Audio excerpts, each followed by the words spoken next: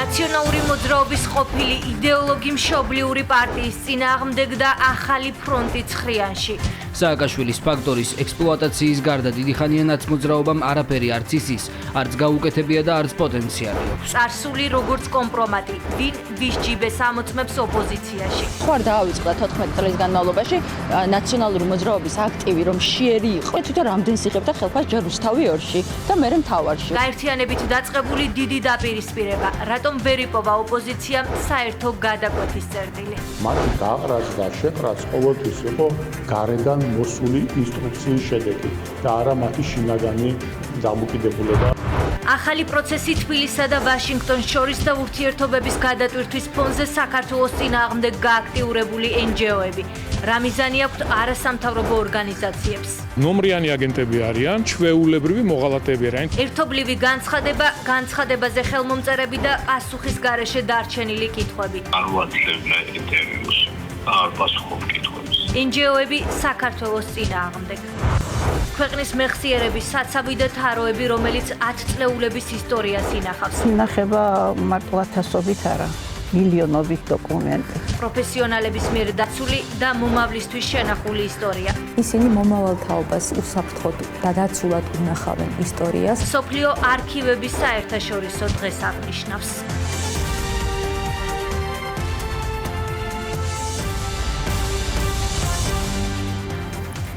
საღამო მშვიდობისა, ეს კურიერია 9 საათზე, მე იზი ბურნაძე ვარ, ვაჯამებ დღის მნიშვნელოვან სიახლეებს. ურთიერთ ლუსტრაციის მესამე თვე, ვინ უფრო ცოდვილია, ფრონტი, რომელიც ოპოზიციამ საკუთარ რიგებშივე გახსნა.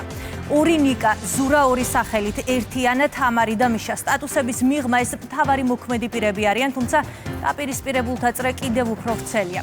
ერთობისთვის შექმნილი ალიანსი დიდი დაპირისპირების სივრცედ იქცა. მშობლიურ პარტიას ამჯერად ღია ომი ნაციონალური მოძრაობის ყოფილმა მთავარმა იდეოლოგმა ნიკა გვარამიამ გამოუცხადა. გვარამიას ნათქვამი, რომ ნაცმოძრაობა მხოლოდ მიშა არ არის, სააკაშვილის პარტიაში ეწყირათ. წითლიძემ გვარამიას ჩერგოლეიშვილის ადგილმონაცვლე უწოდა და ყოფილი თანაგუნდელი ნაციონალური მოძრაობისა და სააკაშვილის პოლიტიკური კაპიტალის ძარცვაში დაადანაშაულა. სანამ გარეთ მყოფები ერთმანეთს ჯიბეებს უმოწმებენ, წარსულს უხსენებენ და ღია ცეცხლს უხსნიან, შარდებული სააკაშვილი მორიგ წერილს იწერება და იმედოვნებს, რომ ღრიე წყალი დაიწმინდება. თუმცა, სანამ ოპოზიციაში წერილებს და სტატუსებს წერენ, დაპირისპირება სულ უფრო მწვავდება. სად გადის საბოლოო წითელი ხაზი? ლელა ჯავახიშვილი უერთდება კურიერის ეთერს დეტალებით. ლელა, რატომ ვერ იპოვა ოპოზიციამ საერთო გადაკვეთის წერტილი? შეიძლება ითქვას, რომ თავადაც სწორედ ამის გარკვევაში არიან, ჯერ გაერთიანდნენ და ახლა პოსტფაქტუმ არკვევენ, რატომ ვერ ახერხებენ ერთობას. მათი ყველა გზა კი ერთ დროს მათ საერთო ლიდერამდე მიდის, სწორედ სააკაშვილის დომინაცია და მისი სახელის გამოყენება სახელდება მთავარ მიზეზად. დაპირისპირება დღეს ცალმხრივ რეჟიმში გაგრძელდა. ნიკა გვარამია დუმდა სამაგიეროდ საუბრობდა ანა წითლიძე, რომელიც დღეს ერთადერთი იყო ნაციონალური მოძრაობიდან, ვინც პარტიის წინააღმდეგ გააქტიურებულ ყოფილ იდეოლოგს დაუპირისპირდა. თითის ქნევა ეს ნაციონალური მოძრაობა არ მიიღებს გვარამიასგან, იმიტომ რომ თუ ვინმე გაძარცვა ნაციონალური მოძრაობა და პირადად მიხეილ სააკაშვილი, ნამდვილად არის ნიკა გვარამია. სანამ სხვები თავს იკავებენ, პარტიას ანა წითლიძე იცავს. ნაციონალური მოძრაობის ყოფილ მთავარ იდეოლოგს ახსენებს გზას, რომელსაც სააკაშვილის გარეშე ვერ გაივლიდა. ამბობს, რომ პარტია წლებია სწორედ გვარამიას შეცდომების გასწორების რეჟიმშია. საყვედურს კი ვერ მიიღებს იმისგან, ვინც ექს-პრეზიდენტს არა იდეოლოგიური სხვაობის, არამედ პირადი ამბიციების გამო უღალატა. გარიგება, პოლიტიკური და ფინანსური რესურსებით სარგებლობა, სააკაშვილის ნდობისა და კონტაქტების ბოროტად გამოყენება. წითლიძის თქმით, უპასუხოდ დარჩენილი კითხვა ბევრი არის, გამოც ნიკა გვარამიას მორალური უფლება არ აქვს, მორალი აქეთ უკითხოს ნაციონალურ მოძრაობას. ვერანაირ გადაწყვეტილებას ერთიან ნაციონალურ მოძრაობაში ვერ მიიღებდა ნიკა გვარამიას თანხმობის გარეშე. იყო მათ შორის ის ადამიანი, ვინც არა მხოლოდ ერთიან ნაციონალური მოძრაობის იდეოლოგი იყო, რომელმაც გამოიყენა მიხეილ სააკაშვილის რესურსი ყველანაირად იმისთვის, რომ საკუთარი თავი შეექმნა, ეხლა ფაქტობრივად შეენაცვლა ქალბატონ ჩერგოლეიშვილს და დაეკავა ქალბატონი ჩერგოლეიშვილის პოზიცია სააკაშვილთან მიმართებაში. ხوار დაავიწყდა 14 წლის განმავლობაში ნაციონალური მოძრაობის აქტივი, რომ შიერი იყო და შიშველი ხელებით იბრძოდა ქართული ოცნების წინაშე, თვითონ რამდენს იღებდა ხელფას ჯერ რუსთავი ორში და მერე მთავარში უკაცრავად. აი ამ კითხვებს რო ვსვამთ, მაგიტომ ეწყებათ მე ეს ტანტრომი, რა ტანტრომის გამართეს ეხლა მიხეილ სააკაშვილის წინააღმდეგ და კარგია, რომ ეხლა ეს პროცესი დაიწყო ნიღბების ჩამოხსნის. ნიღბების ჩამოხსნაზეც საუბრობენ და თავდაუსხმელობის მინიმალური წესის დაცვაზეც, თუმცა ერთმანეთს წარსულს მაქსიმალურად უხსენებენ. გვარამიას სკანდალურ განცხადებას, რომელმაც ოპოზიციურ დაპირისპირებას ახალი ენერგია მისცა, სააკაშვილისა და ნაციონალური მოძრაობის მხარდამჭერებისგან კონტრბრალდებები მოჰყვა. სწორედ იმის გასარკვევად, თუ ვინ ახდენს რეალურად სააკაშვილის ფაქტორის ექსპლუატაციას. მე მინდა მივესალმო საქართველოს მესამე პრეზიდენტს მიხეილ სააკაშვილს და უთხრა მას, რომ ის ჩვენთვის პატიმარია, პოლიტიკური პატიმარია და ის გათავისუფლდება. მიხეილ სააკაშვილის ყოფილმა ადვოკატმა გზავნილი გაიგო, თუმცა ვერ მიიღო. ახალი კომპრომატი დაუძინებელი მეგობრებისგან, ანუ პატიმარი როა, რატომ თქვიო, არ ამბობ, რატომ არ თქვიო, პარტიაში ვითარება აშკარად ასრიალდა. მიძინებულნო, სააკაშვილის პოლიტპატიმრობა არც ჩემზე უკეთ იცით, არც ჩემზე მეტი გიწვალიათ რომელიმეს, მაგრამ ნამდვილად არ ნიშნავს ეგ იმას, რომ ხუთიანების ხმები მინდა. რას ნიშნავს თავად სააკაშვილისთვის ნაციონალური მოძრაობის წინააღმდეგ გვარამიას გამოსვლა? ექს-პრეზიდენტი პერსონალურად არაფერს იწერება, თუმცა საკუთარ სათქმელს მაინც ამბობს. მიუხედავად ყველაფრისა, ზოგადად ჯანსაღი პროცესი მიმდინარეობს და მღვრიე წყალი ბოლოს და ბოლოს იწმინდება. ამ ყველაფერში უნდა გვახსოვდეს მთავარი რამ. ჩვენ გვაქვს დიდი იდეა, მარადიული წარმატებული საქართველოსი, თავისი მნიშვნელოვანი მსოფლიო როლით. ამ იდეისთვის მე ყველაფერი გავიღე. დანარჩენებს აქვთ ინტერესები. საბოლოოდ იმარჯვებს იდეა და იდეალისტი ხალხი და არა ინტერესები, ფული და კუტოკები. უფუნქციოდ, მაგრამ მაინც რჩებიან. სააკაშვილს, რომელსაც ალიანსის ლიდერები მაოხრებელ გზირს და манипуლატორ ნარცისს უწოდებენ, საკუთარი პარტია გაერთიანებიდან არ გამოჰყავს. ნაციონალური მოძრაობის ძველი წევრები ოპოზიციური ცხრიანიდან მიიჩნევენ, რომ ერთ დროს ერთი გუნდის წარმომადგენლებს თანამშრომლობის რესურსი ჯერ ისევ აქვთ. ჩვენ რომ დავიწყოთ გარჩევა ალიანსის რომელ წევრს, რა წინაპირობები აქვს იმისთვის, რომ დღესაც იკამათონ, ეს მე მგონი ძალიან უმადური საქმეა, აბსოლუტურად არასწორი საქმეა და ჩვენ როცა ეს ალიანსი შევქმენით, ამ ყველაფერზე ვისაუბრეთ საკმაოდ ბევრი. წინა პერიოდშიც და ამ შემთხვევაშიც მე მგონი ყველა უნდა ფიქრობდეს ამაზე, რომ საერთოდ საქმე არ დაზიანდეს. გამბედაობა აკლიათ მიშას გარეშე დარჩენილ ნაციონალურ მოძრაობის წევრებს, თორე ამდენ ხანს უკვე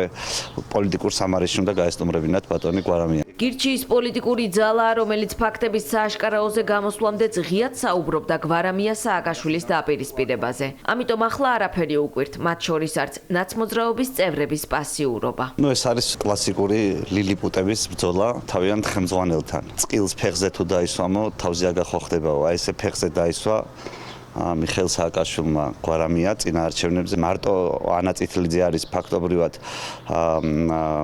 გამოსული წინა ხაზზე და დანარჩენი ნაცმოძრაობის წევრები ჩირკში იმალებიან, იმიტომ რომ გვარამიასთან საქმე არ გაიფუჭონ, ეს ასე არ გამოვა. მიხეილ სააკაშვილმა უნდა დაუყენოს ძალიან მკაფიოდ თავის გუნდის წევრებს, ან მე, ან ჩემი მოღალატეები. უნდა აჩვენოს თავის ამომრჩევლებს თუ როგორ გაანულებს მათ მოღალატეებს. ბევრჯერ განულებული ლიდერებით და მაინც საერთო ლიდერის გადაწყვეტილების მოლოდინში. მართლ პარტიაში ამბობენ, რომ ოპონენტების მხრიდან დიდი ხანია არ უკვირთ არც პოლიტიკური უპრინციპობა და არც შიდა რესურსებისთვის ბრძოლა. უკვირთ ის თუ როგორ პირდებიან ამ ურთიერთსიზულვილის ფონზე საკუთარ ამომრჩეველს კოალიციურ მმართველობას.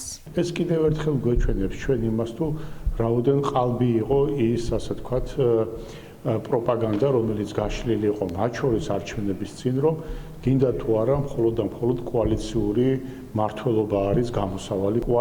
კოალიციისათვის რას ნიშნავს? აი ახლა ამ ალიანსში ნაციონალური მოძრაობის შიგნით მიმდინარე დაპირისპირების ნათელი სურათია. ახლა ეს ხალხი რომ ხელისუფლებაში ყოფილიყვნენ, რას დამართებდნენ სახელმწიფოს, ქვეყანას და საზოგადოებას უკვე ნათელია. რეალურად ბრძოლა მიდის, ვინ იქნება თავარი ოპოზიციური პარტია. რეალურად ჩვენ თუ შევხედავთ, ვინ არიან ეს ადამიანები, ხო, რა აერთიანებთ? ერთი რამ იმართებიან გარედან. ყველა არის ეს ადამიანები, მათ წარსულს თუ გადავხედავთ ნაციონალური მოძრაობის წიაღში აღმოცენებული ელემენტები. ნაციონალური მოძრაობის ძველი და ახალი პარტიები ერთმანეთს შიდა ტურბულენტობაზე მიუთითებენ, სწორედ ასე იგერიებენ თავდასხმებს. თუმცა ერთობის ამბიციაზე ხმამაღალი ტონით ვეღარ საუბრობენ, რადგან ის რაც ალიანსში ხდება, დიდი ხანია უკვე ალიანსში აღარ რჩება. საქართველო-ამერიკა ორი ქვეყნის ურთიერთობა და გადატვირთვის პროცესი, რომელიც აქტიურად მიმდინარეობს. მაშინ როცა თბილისსა და ვაშინგტონს შორის ურთიერთობის დაალაგების პროცესი დაიწყო, საქართველოს წინააღმდეგ NGO სექტორი გააქტიურდა. საერთო განცხადების შინაარსი, რომელსაც ხელს რამდენიმე ორგანიზაცია აწერს, ხელისუფლების კრიტიკით გამოირჩევა. აქცენტი კეთდება ამერიკის შეერთებულ შტატებზეც. რა მიზანი აქვს ევროპული ფონდებიდან დაფინანსებულ NGO სექტორის წევრებს? მმართველი გუნდი წარსულს იხსენებს რევოლუციური სცენარების მომზადებასა და ქვეყნის დაზიანების მცდელობას. ქართულ ოცნებაში ამბობენ, რომ ამ პროცესების უკან სწორედ განცხადებაზე ხელმომწერები და მათი დონორები იდგნენ. ნომრიანი აგენტები არიან, ჩვეულებრივი მოღალატეები არიან. თბილისის მერის ამ სიტყვების ადრესატები უცხოეთიდან დაფინანსებული NGO-ები არიან, არასამთავრობო ორგანიზაციები, რომლებიც ხელისუფლებას ეროვნული ინტერესების საზიანოდ მოქმედებაში ადანაშაულებენ, თავად კი საქართველოში რევოლუციური პროცესების განვითარებასა და ძალადობრივ აქციებს უჭერენ მხარს. მორიგი ერთობლივი გზავნილი NGO-ებმა სწორედ მაშინ გამოაქვეყნეს, როცა საქართველოსა და ამერიკის შეერთებულ შტატებს შორის ურთიერთობის გადატვირთვის პროცესი დაიწყო.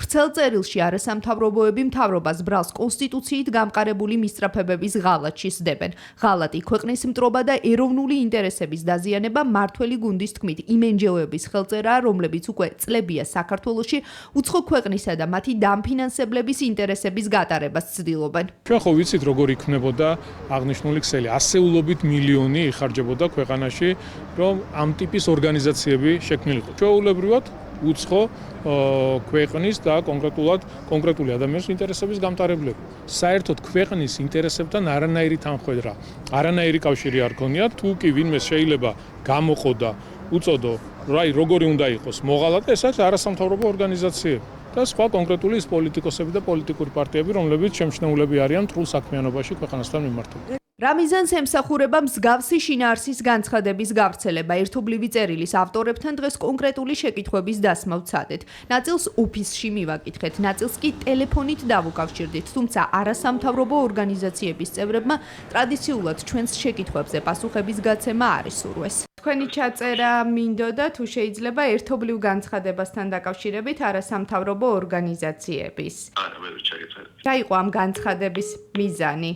არ ვაცლებნა ინტერვიუს, არ პასუხობ კითხვებს. ვიდრე NGO-ები დუმილის რეჟიმში არიან, მათ ინტერესებს ოპოზიცია იცავს. ხელისუფლების ოპონენტები სრულად იზიარებენ არასამთავრობოების განცხადების შინაარსს და მათ მსგავსად არც ხელისუფლების კრიტიკის შანსს უშვებენ ხელიდან. ეს განცხადებები, რომელიც კეთდება, სხვადასხვა მხრიდან, ეს ისედაც ვიცით, რომ ესეა NGO-ების განცხადების გარეშეც, თვითონ ოცნებამ უნდა გადადგას ის ნაბიჯები, რომ დაასტაბილუროს მდგომარეობა. პოლარიზაციას აღრმავებს ის პოლიტიკა, რაც ქართულ ოცნებას აქვს, ამაზე ნაციონალური მოძრაობა პირველივე დღიდან საუბრობდა, ჯერ კიდევ მაშინ, როდესაც არასამთავრობოების დიდ ნაწილს ცოტა სხვანაირად ჰქონდა წარმოდგენილი.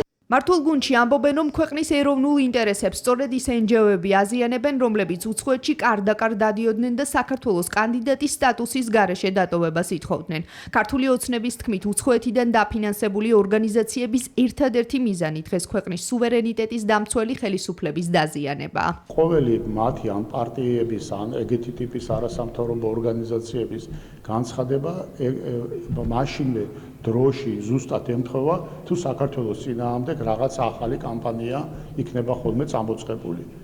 ხო? ჩვენ ახლა ვნახეთ, რომ ამერიკის შეერთებულ შტატებთან ურთიერთობის გამოსწორების და ურთიერთების დაალაგების პროცესი დაიწყო და როგორი გააფთრებული წინააღმდეგობა მოყვა ამას, ხო? აქ ხო ყველაფერი ნათელი არის.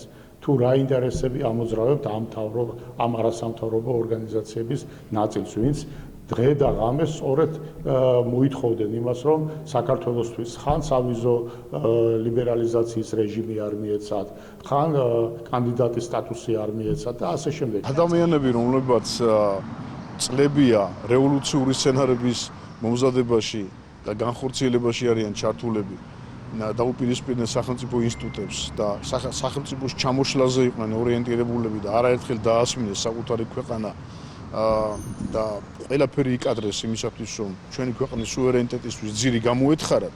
დღეს ეს ადამიანები ლაპარაკობენ ჩვენი ხელისუფლების რაღაცა ანტიკონსტიტუციურ ქმედებაზე, ხო? საზოგადოება ძალიან კარგად ხედავს ყველაფერს. ეს აგენტურული ძალები დასარაკლებენ, როგორღაც დააზარალონ თავიანთი ქმედებით ხელისუფლება, თუმცა ჩვენს ხელისუფლებას ყველაზე დიდი და მყარი მხარდაჭერა აქვს ქართველი ხალხისაგან, რაც ყველაზე მთავარია. მართველი გუნდიდან NGO-ებს კიდევ ერთხელ უთხრეს, რომ მათი ნებისმიერი მცდელობა, რომელიც საქართველოს საერთაშორისო ასპარეზზე დაზიანებას და ხელისუფლების დისკრედიტაციას ემსახურება, მარცხისთვისაა განწირული. 20 ქვეყანა და 1000-ზე მეტი სტუმარი თბილისი მსოფლიო ყურადღების ცენტრშია. ექსპერტები, პოლიტიკოსები, პოლიტოლოგები, საერთაშორისო დონეზე აღიარებული ფიგურები საქართველოს დედაქალაქში მდგრადი განვითარების ფორუმმა გააერთიანა. რეგიონში მიმდინარე ორი მასშტაბური ომის ფონზე თბილისი მშვიდობის ჰაბად რჩება. უცხოელი სტუმრები მრავალწლიანი გამოცდილებით ყურადღებას სწორედ პრაგმატული პოლიტიკის მნიშვნელობაზე ამახვილებენ.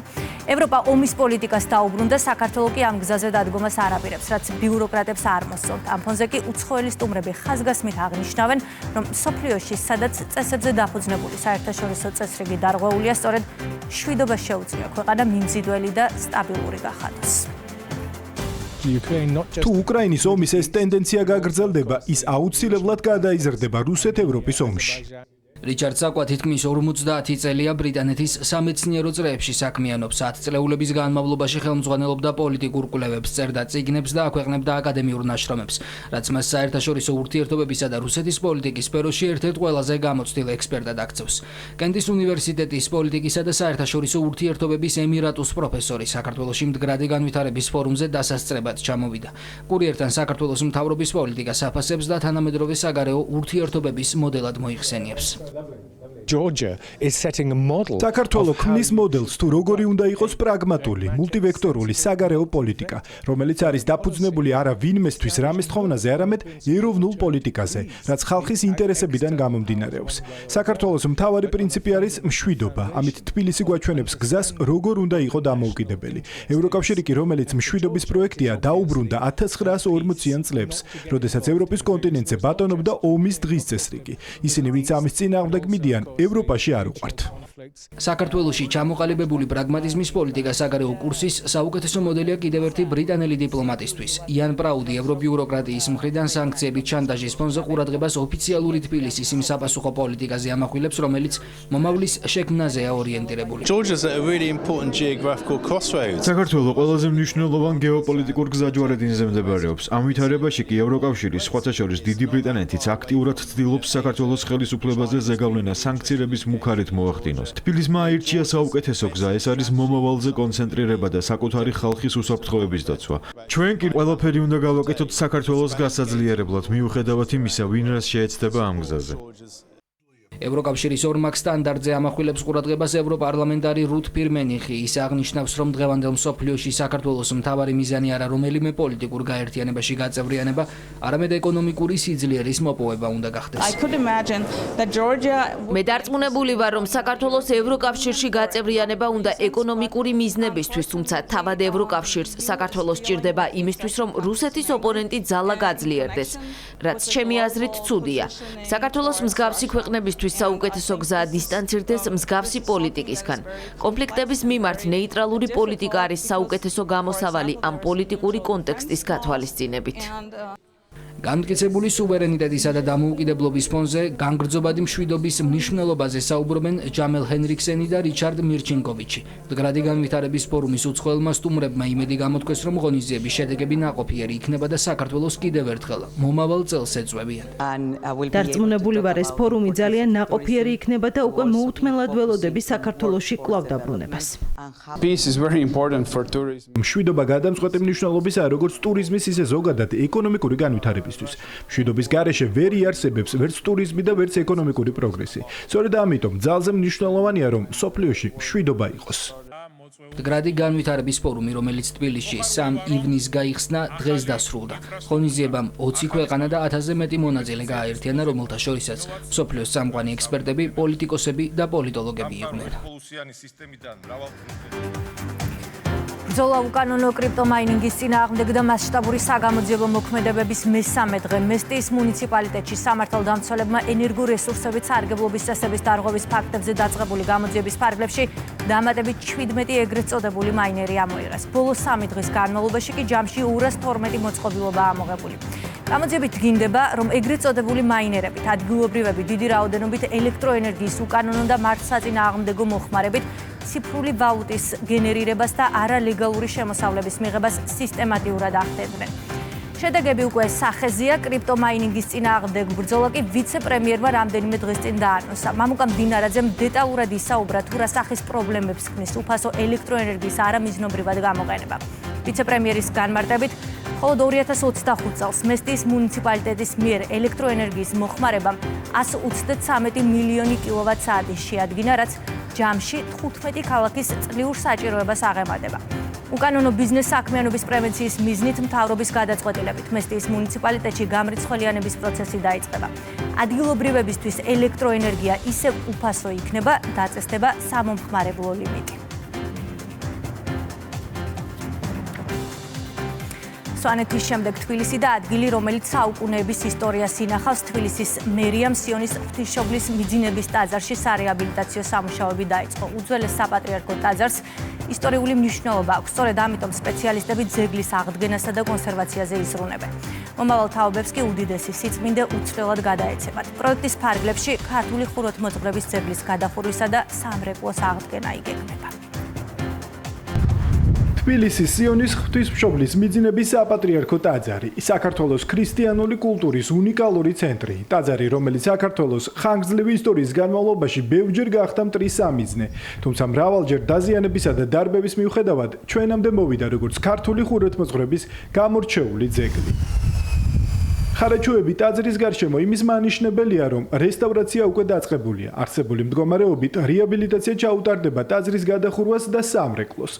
სამუშაოები დღეს თბილისის მერმა დაათვალიერა. პროექტი გაკეთებულია, მიმდინარეობს ხარაჩოების მოწყობა და უშუალოდ დაიწყება სამუშაოების განხორციელება.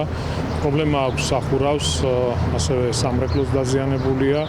ყველაფერი იქნება მოწესრიგებული, ეს გამოწვევები რაც არის დღეს, რომ წყალი ჩამოდის, ფრესკებს აზიანეს, მთლიანად მოწესრიგებული იქნება. თბილისის განვითარების ფონდი მუშაობს, საპატრიარქოს შესაბამისი ყველა წარმომადგენელი ჩართულია, დარგის სპეციალისტები ჩართულია, კულტურული მემკვიდრეობის ძეგლის სტატუსის მქონია სიონის ტაძარი და რა თქმა უნდა, ყველა დეტალს განსაკუთრებული ყურადღება დაეთმობა.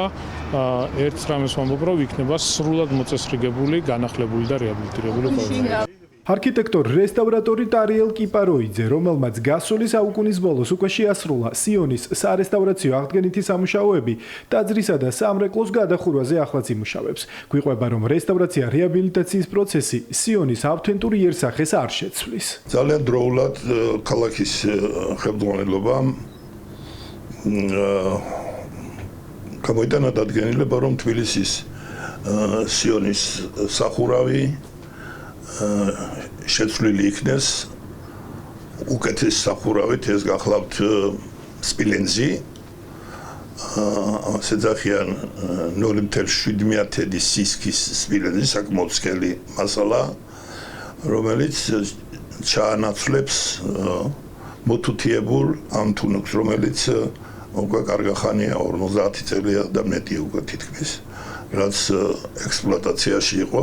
სარეაბილიტაციო სამუშაოებისთვის თბილისის მერიამ 1.200.000 ლარი გამოყო. პროექტს თბილისის განვითარების ფონდი განახორციელებს. ამორტიზირებული იყო სახურავის ნაწილი, კოროზია ქონდა დაწყებული, სადაც წყლის ჩადინება იყო, ზიანდებოდა ფრესკები, ტაძრში და ნაწილი აქედან გამომდინარე დაევალა თბილისის განვითარების ფონდს, რომ შეეცვალა სახურავი. დღეის მდგომარეობით მიმდინარეობს უშუალოდ ხარაჩოების მოწყობა ტაძრის პერიმეტრზე, რომ მოხდეს უშუალოდ გუმბათიდან დაწყება სახურავის შეცვლის, მშენებლობას ახორციელებს შეფესე რემონტი 2 და ღირებულება, სამშენებლო ღირებულება წარმოადგენს 1.200.000 ლარს.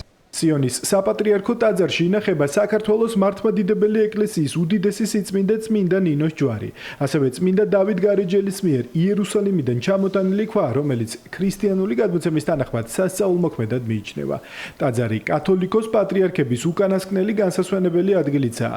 საკუთარი ანდერძის თანახმად სიონის ტაძარში დაკრძალეს საქართველოს 151 პატრიარქი, უწმინდესი და უნეტარესი ილია მეორე. პროექტი, რომელიც ხორციელდება უშუალოდ თბილისის მერის ბატონი კახი კალაძის გადაწყვეტილებით, უაღრესად მნიშვნელოვანი არის იმის გათვალისწინებით, თუ რა ისტორიული მნიშვნელობა აქვს თბილისში, თბილისის სიონის უძველეს საპატრიარქო ტაძარს, ხდება ტაძრის გადახურვა, რა თქმა უნდა და ჩვენი მხრიდან, ეკლესიის მხრიდან და ასევე საზოგადოების მხრიდან იმსახურებს უაღრესად დიდ მადლიერებას. ჩვენ როგორც ვიცით, არის ძალიან უნიკალური სახურავი, თუნუქი არის, რა თქმა უნდა, სპილენძის თუნუქი გახლავთ, რომელიც არის ესეთი მედეგი, რომელიც არის ძალიან ისეთი მრავალ წელს გაუძლებს ის და იქნება ძალიან უნიკალური. სიონის ტაძრის სარეაბილიტაციო სამუშაოების დასრულება ოქტომბრის ბოლოს იგეგმება. სკოლების smartphone-ების გარეშე და ახალი წესები ახალი სასწავლო წლიდან. მოსწავლეები სასწავლო პროცესის დროს მობილურ ტელეფონებს ვეღარ გამოიყენებენ. საჭიროების შემთხვევაში კი მშობელთან კომუნიკაცია სკოლის მიერ განსაზღვრული საკომუნიკაციო არხების მეშვეობით მოხდება.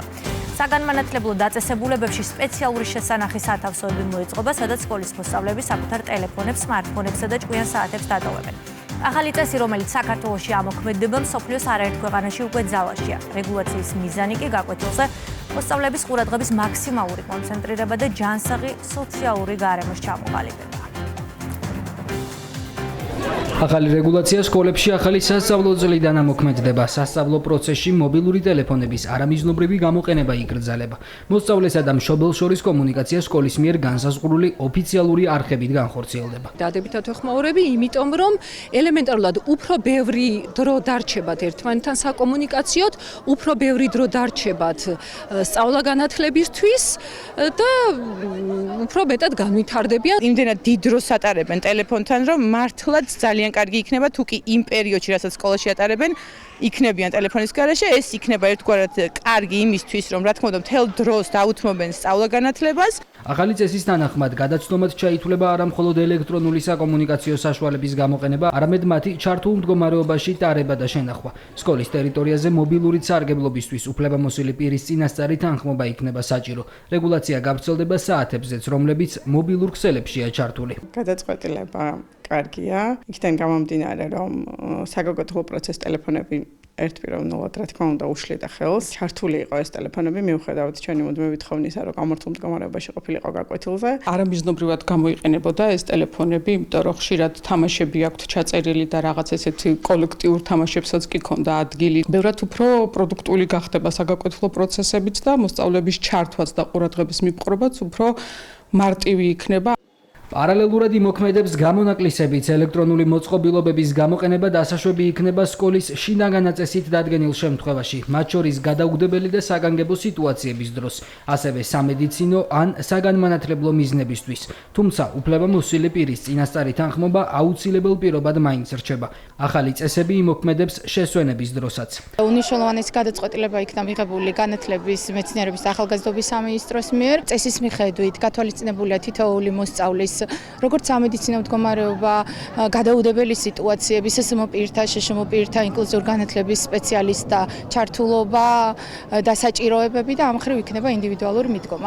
ცვლილების პარგლებში სკოლებს გარკვეული ვალდებულებები დაეკისრა სოციალური ქსელები, მობილური ზარები, ელექტრონული პოსტა, საგანმანათლებლო დაწესებულება, მშობელთან კომუნიკაციის კონკრეტული საშუალებები უნდა განსაზღვროს.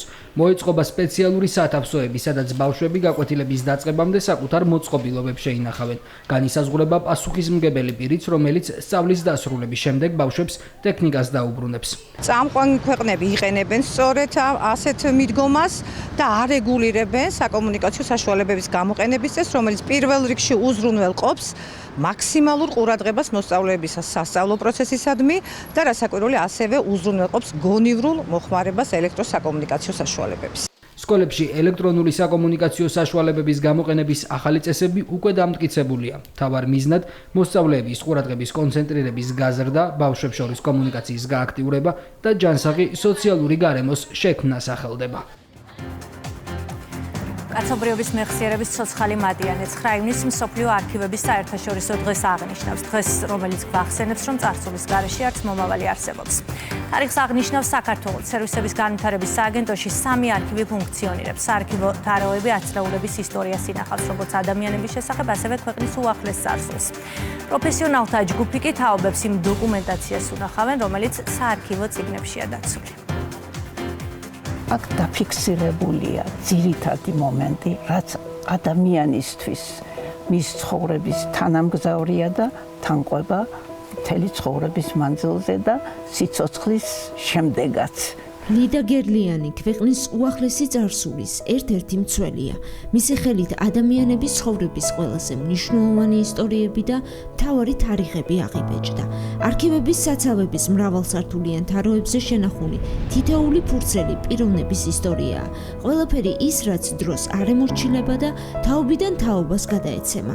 ის რაც ერთი შეხედვით უბრალო საარქივო წიგნი გგონიათ, სინამდვილეში ათწლეულების განმავლობაში შექმნილი ქვეყნის მეხსიერების საცავია. დაბადების, ქორწინების, განქორწინების, შვილად აყვანის, გარდაცვალების, სახელისა და გვარის შეცვლის სამოქალაქო აქტების ცენტრალურ არქივში ჩანაწერები 1947 წლიდან ინახება. აქ ხდება წიგნებად აკინძვა ამ აქტების დანომრა, თარიღის მიცემა, რეგისტრაციის და შემდეგ დამუშავება ხდება, როგორც ამას მოითხოვს საარქივო ჩანაწერები. აქ ინახება მარტო ათასობით არა, მილიონობით დოკუმენტი. ყველა საქართველოს მოქალაქე, ცნობილი, არაცნობილის ისტორია ყველაფერი აი ამ დიდებულ სამყაროშია შენახული. საარქივო საცავებში თავმოყრილი მასალა არა მხოლოდ ადამიანების პირად ისტორიებს, არამედ ქვეყნის უახლეს წარსულსაც ასახავს. დოკუმენტებში შემონახულია ცნობები სხვადასხვა დროის ქალაქების, სოფლების, დაბებისა და ქუჩების ძველი, შეცვლილი, ზოგჯერ მივიწყებული სახელებიც კი. საინფორმაციო სამისამართო ბიურო 1945 წლიდან ფუნქციონირებს.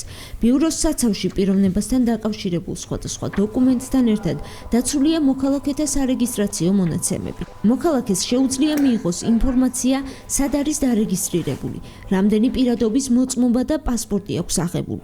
ასევე შეუძლია მიიღოს ინფორმაცია მისი ძველი საბჭოთა პასპორტის შესახებ. სახელმწიფო სერვისების განვითარების სააგენტოს საინფორმაციო სამისამართო ბიუროში ინახება საქართველოს მოქალაქის საპასპორტო, სარეგისტრაციო და სხვადასხვა ტიპის დოკუმენტების დედნები, რომლებიც ინტენსიურად შემოდის ტერიტორიული სამსახურებიდან. შემდეგ უზრუნველყოფს დოკუმენტების განლაგებას თემატურად და ამბანის მიხედვით, რაც გაცილების მარტივს ხდის დოკუმენტის მოძიებას საჭიროების შემთხვევაში.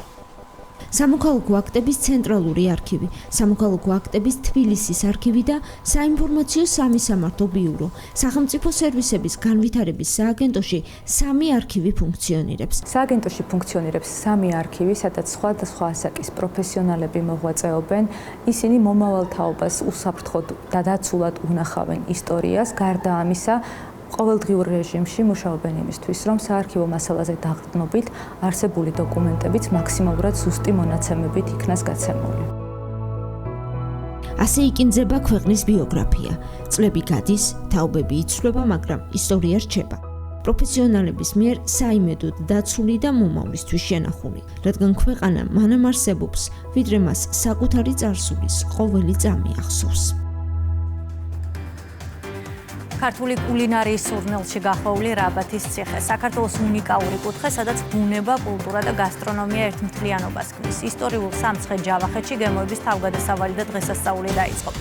ადგილზე მისულ სტუმრებს 2 დღის განმავლობაში მზარეულები უნიკალურ მესხურ კერძებს წარუდგენენ. ტრადიციული და თანამედროვე გემოები, ღონისძიების მიზანი რეგიონებში ადგილობრივი კერძების პოპულარიზაცია და სიახლეების აღმოჩენა.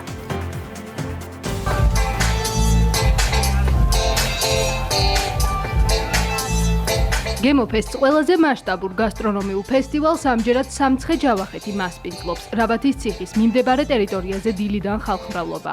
სტუმრები მესხურ კერძებს და მის თანამედროვე ვარიაციებს აგებობდნენ. საოცარი გარემოა. საერთოდ ეს ღონისძიება და ეს გარემო, რასაც ტურიზმის ეროვნული ადმინისტრაცია ქმნის დამსვენებლებისთვის და არა მარტო დამსვენებლებისთვის, ადგილობრივებისთვის არის საოცარი. საკმაოდ ლამაზად გამოიყურება ჩვენი ახალციხე როგორც ყოველთვის. დღესაც ძალიან ბევრი კმაყოფილი სტუმარი ყავს. კულინარიული ექსპერიმენტები, ტრადიციული, იშვიათი და ნაკლებად ცნობილი კერძები, სტუმრებს თბილისიდან მოწვეული ცნობილი შეფმზარეულები უმასპინძლდებიან. ლოკაციაც ისეა შერჩეული ახალციხე, რაბათიც ასევე მისტიური მხარია და ადგილი არის. რაც ყველაზე მნიშვნელოვანი არის, აქ არის 13 მონაწილე, რომელმაც ჩვენი დახმარებით, შეფების დახმარებით შეიძინა ახალი სამცხე-ჯავახური კერძები, რომელიც მორგებულია სტრიტ-ფუდთან. კვების ობიექტებთან ერთად მიმდინარეობს მეწარმეების გამოფენა გაყიდვა. საკუთარი პროდუქცია 13 ადგილობრივ მეწარმეს აქვს წარმოდგენილი. მოწყობილია აგროზონა და საბავშვო სივრცეები. უამრავი სტუმარი მოდის, ეცნობიან ჩემ ღვინოებს, სინჯავენ, აგემოვნებენ, მოსწონთ და ჩემთვისაც უფრო წამახალისებელია და სტიმულის მომცემი. წარმოდგენილი გვაქვს 2 კატეგორიის პური, ახალციხური წითელი დოლის პური ბუნებრივ საფუარზე და ჭავის პური ბუნებრივ საფუარზე. ასევე გვაქვს უნიკალური კერძი წარმოდგენილი, რომელიც არის ერიშტა, უფრო გათანამედროვებული ვარიანტი. ადგილობრივი სამზარეულოს პოპულარიზაცია, მეწარმეების ხელშეწყობა და ვიზიტორთა ნაკადის ზრდა ეს ფესტივალის მთავარი მიზანია. ღონისძიების ორგანიზატორები ამბობენ, რომ ქართული სამზარეულოს მიმართ ინტერესი განსაკუთრებულია სხვადასხვა ქვეყნიდან ჩამოსულ ვიზიტორებს შორის. ამჯერად ახალციხის ტერიტორიაზე 13 ადგილობრივი მასპინძელი უმასპინძლდება სტუმრებს განსხვავებული ავთენტური გემოებით. სამცხე-ჯავახეთი ძალიან გამორჩეული საქართველოა და ეს ყველაფერი გასტრონომიაში ძალიან თვალნათელია. გემოფესტის პირველი დღე ახალციხეში შედგა. მთელი დღის განმავლობაში ძალიან კარგი აქტივობები მიმდინარეობდა. ყავდა ძალიან ბევრი სტუმარი და ყველამ დააგემოვნა მესხური სამზარეულო და არა მარტო. მასშტაბური გასტრონომიული ფესტივალი სამცხე-ჯავახეთში წელს უკვე მეორედ ჩატარდა. ღონისძიება ორდღიანია და სტუმრებს ხვალაც მთელი დღის განმავლობაში უმასპინძლებს. პრემიერა სოხუმის დრამატული თეატრის სცენაზე მე ბებია ილიკო და ილარიონი. მაყურებელმა ნუდარ დუმბაძის ყველაზე ცნობილი საკულტო და პოპულარული რომანის მიხედვით დადგმული სპექტაკლი იხილა. რეჟისორმა დადგმაზე გარკვეული ექსპერიმენტებით იმუშავა. 35 წლის შემდეგ დაბრუნება თეატრის სცენაზე ბებიის როლით და ზურიკელა, რომელიც მოყვარული მსახიობია. შედეგმა გაამართლა, რასაც მაყურებელთა ოვაციებიც მოწმობდა. ზურიკელა, მე ვაშალომიძე. ეს კიდო ჩემი სოფელი. ჩემი სოფელი ყველაზე ლამაზი და ყველაზე მხიარული. მე ბებია ილიკო და ილარიონი. სოხუმის გიორგი რატიანის სახელობის მოზარდ მაყურებელთა თეატრის დასი დღეს მაყურებლის წინაშე პრემიერით წარსდგა. ნიკა აგვიანებ, ეგრევე აგერ ვარ ბებია, იაპიშუ, ხო, პირდა, ეგრევე, ხო. ნოდარ დუმბაძის ცნობილი მოთხრობის მიხედვით სპექტაკლი რეჟისორმა მაია ჩართოლანმა დადგა. გაუჩერებლად, დაუღალავად დილიდან ლამის მეორე დილამდე თავის მოკლით მუშაობდით და ძალიან დიდი ენთუზიაზმით მუშაობს ეს დასი. საინტერესო იყო იმ თვალსაზრისით, რომ წარმოიდგინეთ ერთ ამოსუნთქვაზე, ერთი ძალით, ერთი შეტევით დავიწყეთ და გავედით ბოლოში. აბა კიდევ ერთხელ გითხრა. აბა მითხარი, რამდენი პირი არსებობს? პირი, ნენია. რამდენი კაცის ბეიარება ამბობ. 35 წლის შემდეგ სცენაზე დაბრუნება მოზარდ მაყურებელთა თეატრის მსახიობი მზია მაჩაიძე ამ სპექტაკლისთვის მრავალწლიანი პაუზის შემდეგ მონატრებულ მაყურებელს შეხვდა. მომეცა ეს შანსი და მოკლედ არ გავუშვირა ეს შანსი. ვიმუშავეთ და ძალიან სასიამოვნო იყო ეს პროცესი, არაჩვეულებრივი დასია, ესეთი კარგი ახალგაზრდები არიან. უხერხულობის გრძნობა მქონდა, მაგრამ არაჩვეულებრივი დასია, ძალიან ნიჭიერი ახალგაზრდები არიან და შედგა ჩვენი შემოქმედებითი ურთიერთობა ერთი სიტყვით და ასე ვთქვათ, ამ დრომ, ამ მუშაობის დრომ ძალზედ გამაბედნიერა. ამ სპექტაკლზე მუშაობა რეჟისორისთვის ერთგვარი გამოწვევა იყო. მაია ჩართოლანმა ზურიკელოს როლის შესრულება მოყვარულ მსახიობს შესთავაზა. შეგვეციო, ბიძგო, ერთი სახალება. შეგვეციო, სილანი. მეც დავიო. ყველასათვის საყვარელი კლასიკა და ბატონი ალექსანდრე ჟორჟოლიანის ნათამაშების მე რთულია მას მოკიდო ხელი, მაგრამ მადლობა მას იმისთვის, რაც გააკეთა და მე ვცადე რომ ჩემებური ვერსია შემეტანა ილიკოში და ვფიქრობ რომ განსხვავებულია სპექტაკლი დაგავიწყებთ რომ ეს ფილმი ნანახი გაქვთ და თუმცა ემოციები და ის სიხალასე რაც გურიას თანსდევს ეს აქ ამ სპექტაკლს ჩემთვის განსაკუთრებულად იმიტომ რომ გავიზარდე გურიაში და გურია ასე თუ ისე ვიცი და ვღელავ პირველ რიგში ამ დასთან ურთიერთობა პირველია ჩემთვის და ძალიან კარგი შემადგენლობა ყავთ, ძალიან კარგი ახალგაზრდები ყავს, კარგი მსახიობები ყავთ. ვფიქრობ, რომ საინტერესო ნამუშევარი გამოვიდა. დანარჩენს მაყურებელი შეგვიფასებს, როგორ ვიშრომეთ, რა გავაკეთეთ, რა შევძელეთ. ნოდარ დუმბაძის ცნობილი მოთხრობის მიხედვით დადგმული სპექტაკლი ახალგაზრდა ბიჭის ურთიერთობებზე მოგვითხრობს. იუმორით და ამავე დროს სევდით სავსე ამბავი ზურიკელას თვალით დანახულ ცხოვრებას ასახავს. სპექტაკლს ყველა ასაკის მაყურებელი ესწრებოდა. დარბაზში იმყოფებოდნენ აფხაზეთის მთავრობის წევრებიც. მე ბებია ილიკო და ილარიონი სპექტაკლით დღეს თეატრმა სეზონი დახურა. წარმოდგენის კიდევ ერთხელ ნახვას მაყურებელი შემოდგომიდან შეძლებს. ასეთ იყო კურიერი 9 საათზე. დარჩით რუსთავიორზე, წინ გელოდებათ სერიალი მიხო და მარო. ნახვამდის.